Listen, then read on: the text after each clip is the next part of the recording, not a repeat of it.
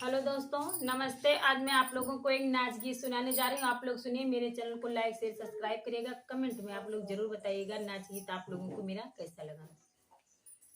मोरी बहिया ना पकड़ो गंवार, मैं तोरे संग ना जाऊंगी।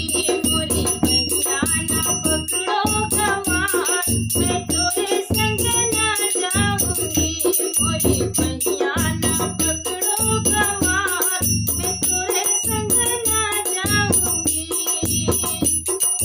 तोरे संग जाऊंगी, भूखने मर जाऊंगी। तोरे संग जाऊंगी, भूखने मर जाऊंगी।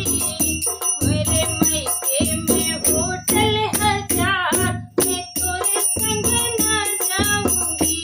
मोरे मैके में होटल हजार, मैं तोरे संग ना जाऊंगी। मोरी बहिया ना पकड़ो गंवार, मैं तोरे संग ना जाऊंगी। मोरी बहिया ना पकड़ो गंवार, मैं तोरे संग ना जाऊंगी। तोरे संग जाऊंगी, प्यासने मर जाऊंगी। तोरे संग जाऊंगी, प्यासने मर जाऊंगी। मोरे मैके में कुआं हजार, मैं तोरे संग ना जाऊंगी। मोरे मैके में कुआं हजार, मैं तोरे संग ना जाऊंगी। मोरी बहिया ना पकड़ो गंवार, मैं तोरे संग ना जाऊंगी। मोरी बहिया ना पकड़ो गंवार, मैं तोरे संग ना जाऊंगी। तोरे संग जाऊंगी, अमलने मर जाऊंगी। तोरे संग जाऊंगी, अमलने मर जाऊंगी। मोरे मैके में फिरवा हजार, मैं तोरे संग ना जाऊंगी। मोरे मैके फिरवा हजार, मैं तोरे संग ना जाऊंगी। मोरी बहिया ना पकड़ो गंवार, मैं तोरे संग ना जाऊंगी। मोरी बहिया पकड़ो गंवार, मैं तोरे संग ना जाऊंगी। तोरे संग जाऊंगी, नींदने मर जाऊंगी।